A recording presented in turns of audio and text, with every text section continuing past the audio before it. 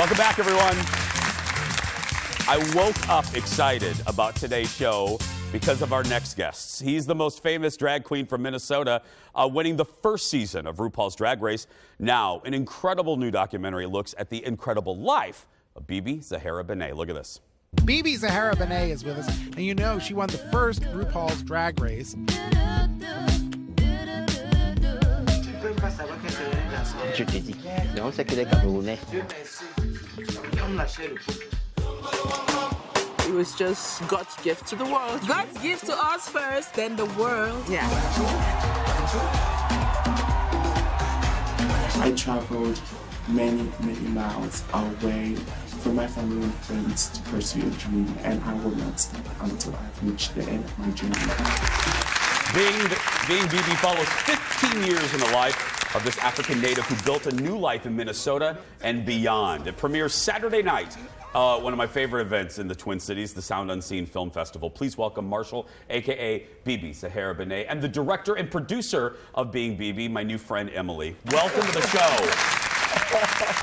I don't want to get all serious right away. We'll have fun in the next segment, but I love the one quote from that reviewer, putting the struggle of queer folks into a global perspective. Was that, either of you or both of you can take that question, was that one of the missions of the documentary? For me, it definitely was. I mean, I feel like as soon as I met you, your global perspective on drag was one of the things that drew my attention to you and made you stand out in the scene here in the Twin Cities. And yeah, it's one of the things that makes you most unique. And how did you two meet? Well, it was a blind date. No, I'm just Was one of those. Speed date. Tinder. No, my little sister was dancing backup for Bebe for a local pageant in the Twin Cities way back in 2006. And she told me about Bebe, and I was like, that sounds like kind of an amazing short film. Maybe I need to come make a short film about this person. Did it take you a while to agree to do it? Because you really are, I mean, not kind of, that opens your whole life up in a way that goes way beyond reality television. Did you have any apprehension? Kinda. Well, I mean, I don't know if I didn't want to do it.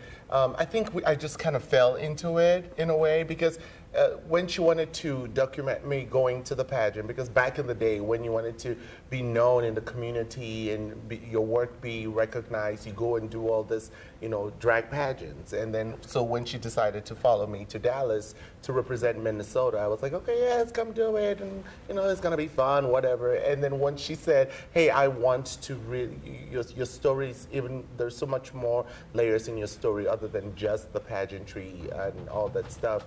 And she said, I want to document your life. I was like, okay. But I think when you go through life and you go through the journey and you go through the human experience and the artist experiences, you don't even think about it anymore, or you think about the cameras today. You just go through what you go through, and it becomes whatever. But I've built so much trust with Emily. We've become so much close friends, and so I had to just let go and just let the story be what it needs to be and tell it, yeah. And it goes way beyond. I mean, I think the majority of folks watching obviously knows you, think they know you from Drag Race, but what I love about this is you travel back home. What was that, and we have some footage of that, what was that like on an emotional level for you? This was post-Drag Race, right? You return, am I getting the timeline right here? It is right here. What was that like for you on an emotional level? To go back home? Yeah. Well, when I went back home not in the best circumstances. I went back home to send up my dad because my dad passed. And so Emily came and was coming to support me, but also what's so funny is that Emily came and was not even able to be there with me. So we were both at the same time in Cameroon, but not even together in Cameroon. Oh, really? Yep. Yeah. Oh, she. I tried. But Yeah. for very good reason. For Your good family reason, didn't yeah. want cameras around Yeah. at that point, and I totally understand and respected that. And so when I got there, I pivoted and met with some LGBTQ people who are living in Cameroon now, who are both activists and young people living more closeted lifestyles, and got to know them a bit. And in a way, they ended up serving as avatars for what Bebe's life may have been had Bebe never left Cameroon. I was going to say, I would assume that some of the audience has no idea. I mean, the conditions in Cameroon, putting it politely and respectfully, not the best for the LGBTQ community. Am I right on that? Yeah. I'm putting it mildly. What is it? I mean, if you can encapsulate it in a short amount of time, what is it like? Well, it's illegal. It's illegal to be gay in Cameroon, and the way that they, decide who's gay and who's not is based a lot on gender presentation. So it's dangerous to even present in a gender nonconforming way in Cameroon, which is really, really unfortunate and scary, because there's also mob justice. There's not just, the legal system, but people take the law into their own hands and are violent to each other. It's really horrifying. And you moved here when you were 19, right? Because I've been here since '97, so I remember you at the 90s, like one of your first shows. I've been with you since fans can say, I have been with you since the beginning. Why are you calling out my age? What's the problem? I'm taking this very personal. I am celebrating you. I am celebrating you. I'm older than you, so don't worry about it. They'll never know. Okay, hold it right there. We're going to talk. We have so much. We haven't even touched Drag Race. We won't talk about age anymore. But Marshall did come here when he was 19. They're sticking around. We're going to talk Drag Race and more. To learn more about the movie in the meantime, head to beingbbmovie.com. We'll be back with more right after this. I did just call out your age within 4 minutes of the The next drag superstar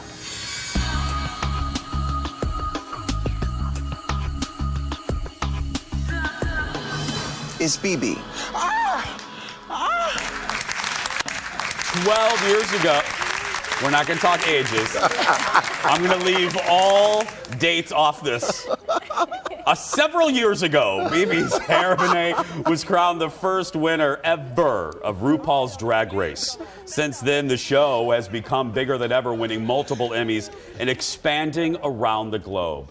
We're back with Marshall, a.k.a. Bebe Benet, along with Emily, director and producer of the documentary Being Bebe. What do you think of when you see that clip? What were you thinking as you were standing there as the top two? What was going on in your mind? I don't know if I was thinking. I was just like, my heels hurt, and like, get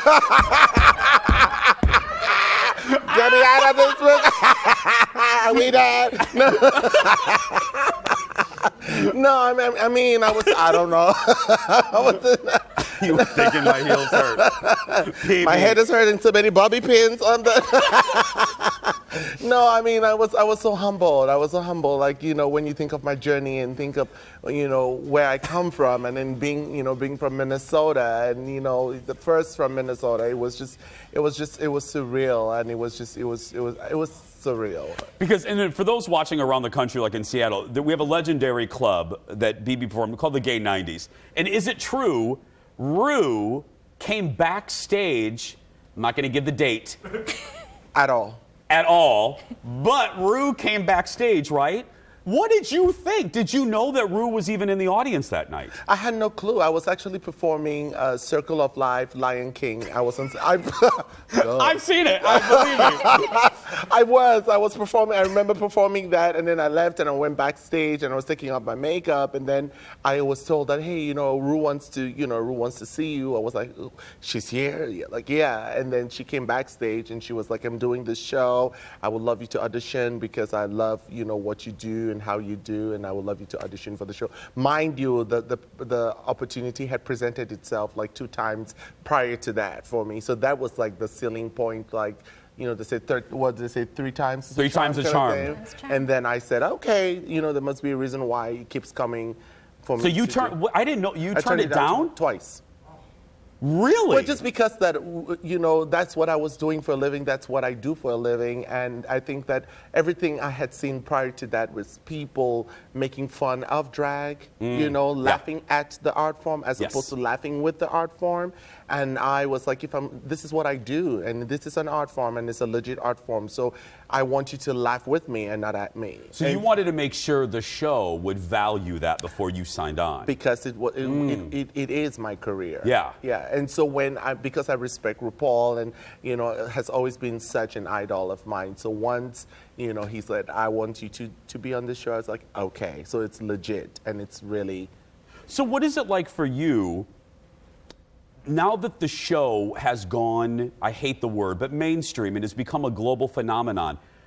What do you enjoy? Do you like that, or did you like keeping it a little on the sidelines? I mean, do you like the fact that it's become what it is, a global phenomenon? I think it has always been global. It has always been, what's the word? It is, it should be global. It should be global. Absolutely. I think that it should not have been hiding on the sidelines. You know, people love drag. People appreciate the art form of drag. People come out. We make a lot of money wearing heels and makeup. But I do think it was more taboo. It was more. Yeah, absolutely. It definitely was more taboo back then, and there shouldn't have been that issue. No, there shouldn't have being been. a taboo. There You should know, not. I mean, there are a lot of people. Even you, Jason. You said you knew me many years ago. You said it. Which I didn't means say you paid your money to come see me, Jason. I have tipped you. You kept my lights on. Yes. You know what I mean? So I'm just saying. I did. I gave you a 5. I think I gave you a 21 time. I was in my 20s. I was in my 20s. That's pushing it. I was eating gas station chicken. Okay. So the fact that I gave you a 5, that was a big deal, Bebe. Yeah, no, but I'm just so happy that now people are recognizing the art form and they're appreciating it. And it's a career, and there are a lot of entertainers that are their brands now. They're makeup brands, we are music brands, we are all of these things. And it's a legit art form. And the pop culture borrows a lot from what we do. You know? And it doesn't always give credit, which drives me nuts. Never gives credit. Drives me nuts. Never gives credit. And they take from us, and they're like, oh, we started it. No, you came and saw us do it. And then you took it. And you took it. Yeah. You know, and it's okay. Yeah. Because we borrowed to a little bit. Yeah. We just make it a little better. If that makes sense. You know what the hook I get it. Yeah, okay. Yeah. You got to see this. You got to see the documentary, everyone. Being Bebe premieres Saturday night. If you're in town at 7 at the Walker Art Center, part of the Sound Unseen Film Festival, head to soundunseen.com for more information. We're going to take a break. We'll be right back. Back in a moment, everyone. Come on, Sound Unseen.